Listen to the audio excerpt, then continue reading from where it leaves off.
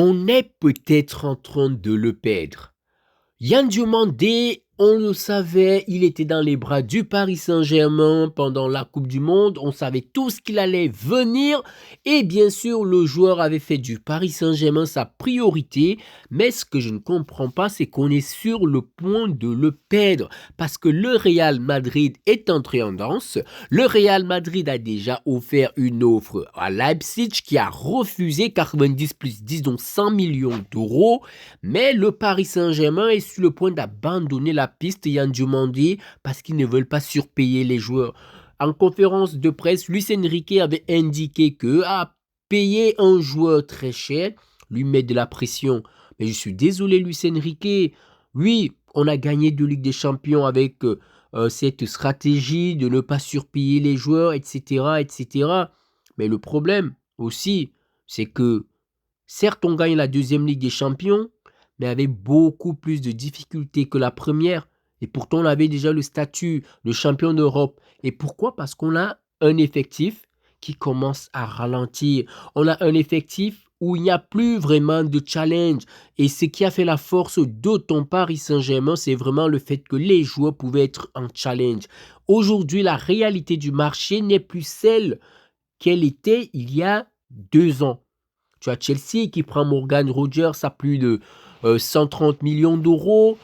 Aujourd'hui, le marché est devenu fou. On voit très bien l'AS Monaco qui l'a compris et qui complique en fait les affaires avec Magnex Akliouche. Et pourtant, c'est un joueur qui fera énormément du bien au Paris Saint-Germain. Pourquoi on hésite tant? Pourquoi on ne veut plus être ce club-là qui sort du cash pour acheter des joueurs? N'allez pas me dire que c'est un manque d'argent. C'est le Qatar, c'est, je sais pas, 2 Ligues des Champions remportées, pas de grand mercato lors de ces 2 dernières saisons. Il n'y a pas de problème de fair play financier. On vient de vendre Gonzalo Ramos et Kangin Lee. Il faut impérativement les remplacer, d'autant plus que la Super Coupe d'Europe arrive. Et les Français avec Fabian Ruiz, on ne sait même pas s'ils seront disponibles pour jouer la Super Coupe d'Europe. On est le Paris Saint-Germain. On ne peut pas se permettre de présenter une équipe lambda en finale de Super Coupe d'Europe. Il faut quand même du respect. Et ça, je ne comprends pas pourquoi aujourd'hui on a du mal à sortir cet argent pour acheter des joueurs. Yann Diomandé, c'est un bon prospect, il a 19 ans. Oui, en première ligue, il coûterait même peut-être 150 millions d'euros quand tu vois le prix de Morgan Rogers. Mais le problème, c'est que quand tu es africain, quand tu es noir, c'est difficile pour qu'on t'achète à ces prix. Et ça, c'est la réalité. Je suis désolé. Je ne sais pas ce que vous en pensez, mais on le sait. Quand tu es noir, africain, c'est difficile pour qu'on claque autant de millions sur toi. Quel que soit ton talent. Parce que c'est comme si tu ne dois pas entrer dans les livres d'histoire comme étant des joueurs qui ont coûté plus cher parce que tu es noir et africain. C'est comme ça. Quand tu es noir européen, ça peut minimum passer. Mais quand tu es noir et africain, c'est beaucoup plus compliqué. Aujourd'hui, je ne comprends pas. Je ne comprends pas du tout. Oh, c'est quoi depuis le mercato a commencé, depuis longtemps déjà. Le mois de juillet est terminé. Il ne reste qu'un mois, le mois d'août.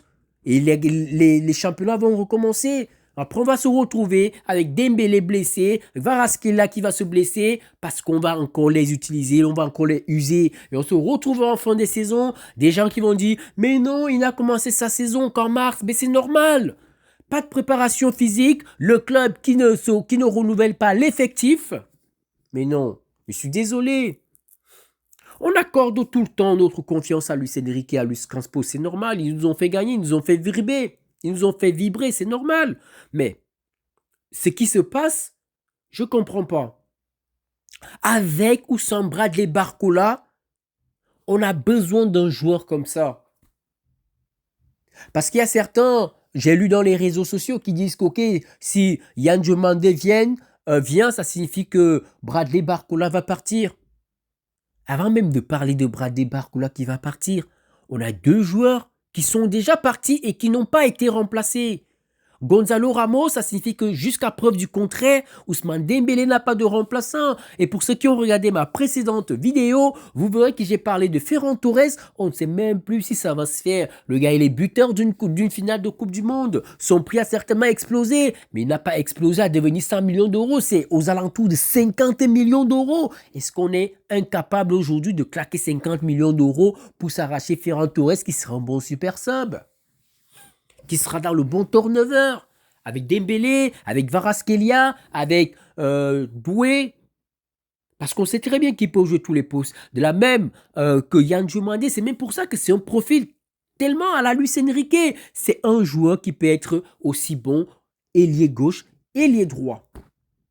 Tu le prends, c'est comme si tu prends deux joueurs en même temps. Dans un match, tu peux le faire changer de poste en fonction de qui tu veux mettre. Et là, on hésite. La saison va commencer fin juillet. Et là, dans un peu plus de 2 semaines, finale de Super Coupe d'Europe contre Aston Villa. La saison dernière, c'était Tottenham. On a vu comment ça avait été difficile parce qu'on n'avait pas eu de préparation. Là, il y aura quand même la préparation parce que les joueurs retournent au parc, enfin au campus, lundi prochain. Mais ce n'est pas normal quand même. Ce n'est pas normal que le Real ait déjà plus de 5 recrues, le Barça 3 recrues, le Bayern a déjà au moins une recrue, Manchester City n'en parlons même pas, et le Paris Saint-Germain, on a plutôt des ventes. J'ai même envie de dire parfois, mais pourquoi il ne donne pas sa chance à Randal Colomwani?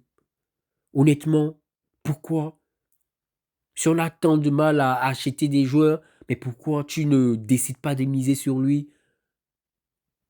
Il a des qualités qu'il faut pour être pour évoluer au Paris Saint-Germain, à droite ou dans l'axe.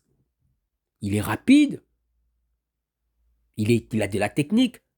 Mais bon, moi franchement, si on venait à perdre Yann Diomandé, moi je serais vraiment triste, surtout qu'on n'arrive pas à avoir Maïdnex à Cliouche.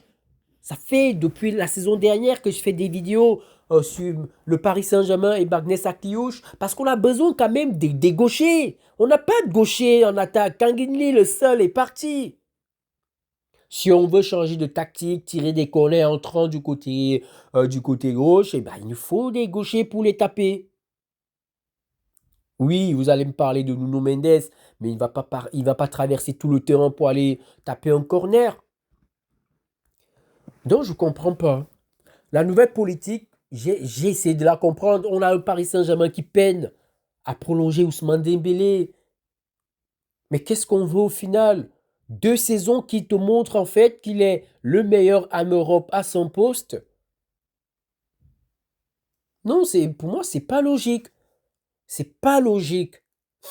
Quand on devient un grand club, ce qu'on est aujourd'hui, bah, il y a tout ce qui va avec. Il y a tout ce qui va avec. On ne peut pas se dire qu'on est un grand club et vouloir gérer ce club comme un club mid. Les deux ne fonctionnent pas. C'est fini les coûts à la Joao Neves à 60 millions d'euros, à la Kvaratskhelia à 60 millions d'euros. C'est fini ce genre de coûts. Aujourd'hui, Kvaratskhelia, c'est dans les 140, 150 millions d'euros. Joao Neves, c'est dans les 100 millions d'euros. Bah oui, c'est le marché aujourd'hui. Le marché a complètement disjoncté dès le moment où tu vois un joueur qui part de Nottingham Forest pour Manchester City. On ne le connaît pas du tout. Il devient l'un des plus gros transferts de l'histoire. Tu as Morgan Rogers qui part de Aston Villa pour Chelsea. Il devient l'un des plus grands transferts de l'histoire. Et toi, tu veux Yann demander pour moins de 100 millions d'euros. Arrête, c'est impossible. Oui, le joueur a manifesté le fait qu'il veut le Paris Saint-Germain. Il ne peut pas faire plus. C'est aussi à nous de nous manifester qu'on le veut. Sinon, bah, le Real l'aura. Le Real va être renforcé. Et nous, c'est compliqué. Donc vraiment, dites-moi en commentaire ce que vous en pensez. Oui, on parle comme si c'était notre argent. C'est vrai, c'est pas notre argent, mais c'est la passion du club. On voit très bien, on a de l'ambition d'aller faire le tripit. On a fait le back-to-back, ça sera historique de faire le tripit. Ça sera tellement historique, monumental. Et après le tripit, si on le fait, on voudra les faire 4 d'affilée. Mais il faut renouveler l'effectif. On voit très bien qu'un joueur comme Désiré Doué, pour lui, il est titulaire indiscutable aujourd'hui. Et c'est pour ça que tu le vois faire des conneries encore parfois dans certains matchs. Kvaratskhelia qui choisit des matchs en Ligue 1. Et à la fin, il va certainement bosser individuellement trop cette saison pour aller chercher le ballon d'or parce qu'il sait qu'il ne peut pas l'avoir pendant les années où il y a un euro ou une Coupe du Monde. Et pour ça, il faut des joueurs pour les challenger quand ils ne se comportent pas bien sur le terrain.